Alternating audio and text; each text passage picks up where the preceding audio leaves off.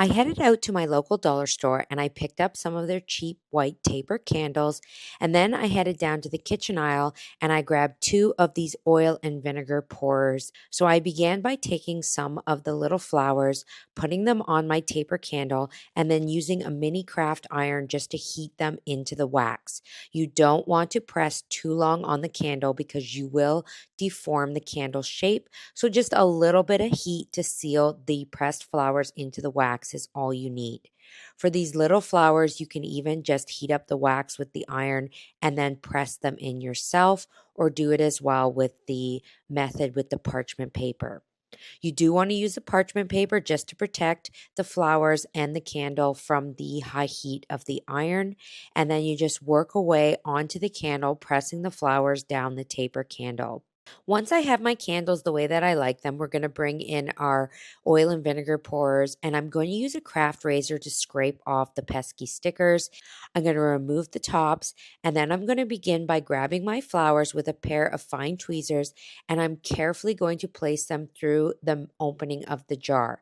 Now, the flowers are a little bigger than the opening of the jar, so you want to be careful when you're placing them in that you don't break them. They are dried, so little bits and pieces may flake off, and that's okay, but just go carefully placing them down into the jar. I'm going to go ahead and I'm going to add the next thing, which is going to be 100% baby oil. Squirting it down in and making sure we fill the jar all the way up just before the spout of the jar begins. Then I'm going to continue adding flowers down into the baby oil, working them in. To fix my candle into the jar, I have to melt down a bit of the end just because the end of the candle is the same width of my jar. So I'm just going to melt it down a bit so that I can get that nice snug fit into the mouth of the jar. Once that is finished, my candles and my candle holders are complete, and I think these are so beautiful for spring. And you can customize these with different flowers, really have fun with this project, and customize it to your own taste and decor. I grabbed a scrap 4x4 from my wood pile and gave it a rough sand on all sides and edges with 80 grit sandpaper followed by 120 grit sandpaper. I divided the wood into thirds and drew 2 lines down the top. I evenly spaced out 18 marks alternating on either side so the marks were staggered. I used a 3/4 inch drill bit to drill holes in each mark. In order to make sure the depth was the same, I put painter's tape on the drill bit to know how far to drill for each hole. I placed some 120 grit sandpaper around a carpenter's pencil and sanded the edges of the holes. This worked really well. Next, I cleaned it with a tack rag and then applied pre-stain conditioner and let it sit for 30 minutes. I applied the pre-stain with a brush and rubbed the excess off with a clean rag. I used a lone sock to apply a dark brown stain of a color I had pre-mixed. While that was drying, I grabbed some white tapered candles and let them soak in very warm water, but not boiling. After 5 to 10 minutes, I used a rolling pin to roll out the middle, and then I gently twisted the candle.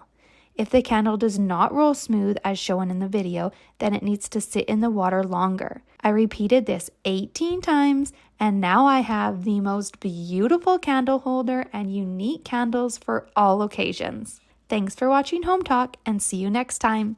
Turn your box of extra table legs and parts into something gorgeous. First up, I want to flatten the round end out on this one a little bit. Along with my table legs, I've also grabbed some empty wooden spools. These will allow me to slip the leg screws right down into the hole, and I won't have to worry about removing those screws.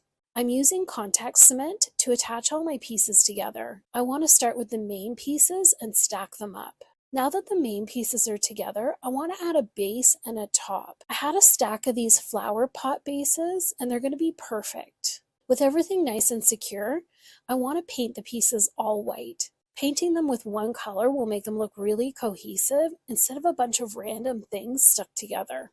I'll have to do probably 3 coats of paint to have it look nice and even. To give my new pieces a worn and weathered look, I want to distress them. I'm using that same gritty sandpaper to distress the high parts. I want to keep the distressing to the edges and the parts that stick out the most so that it looks natural. To style my new candle holders, I want to put the tallest one in the middle. Groups of 3 always help to make something look balanced, so I always try to put 3 things together. I love adding natural elements to my decor, So I'm going to add some dried moss to the top of the candle holders. Next, I'm going to add my candles. I want to keep them all a similar color so they look really nice together. I've chosen some lovely cream ones that I can place right onto the dried moss. I'm so glad I saved these old table legs and parts and could turn them into something so pretty. I hope this has inspired you to turn your old table legs into something lovely as well. Thank you so much for watching this episode of Home Talk. I'll see you next time. Head to Dollar Tree and pick up patterned tissue paper, glass pillar candles, and a clear bowl. Take the patterned tissue paper, cut a sheet into a square, and then cut the corners at an angle. Use Mod Podge and a sponge brush to apply the tissue paper to the bowl, on the back side wrapping it around the top.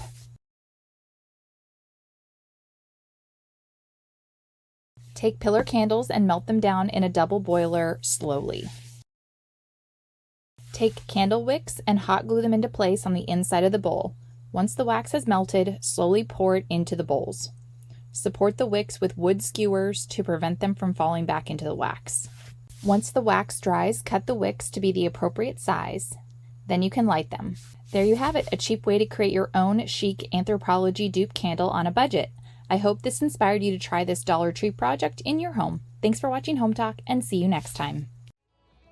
Did you know you can create home decor from the fruit in your fruit bowl? Grab a lemon, orange, or grapefruit and cut it in half lengthwise. Take a knife and carefully score the fruit where the pulp meets the skin. With a spoon, scoop out all of the fruit and set aside for something to be eaten later.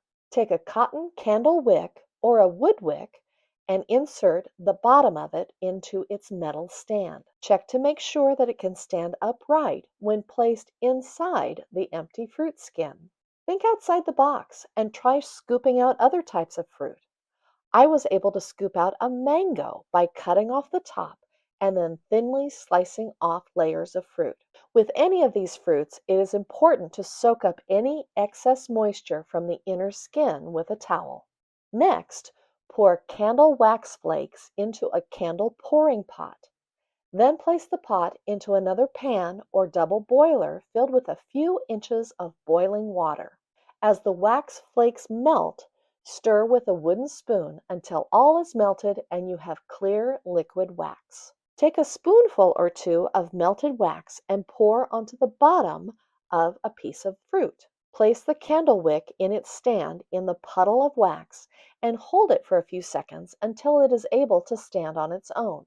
Then, start to pour the rest of the melted wax into the fruit and to the top. You can leave it as is at this point, or you can add another layer of scent by sprinkling dried herbs, such as lemon balm, on top of the hot wax. Let the wax cool and set for at least 30 minutes before you move them. Light and display individually or in a grouping with other fun fruits.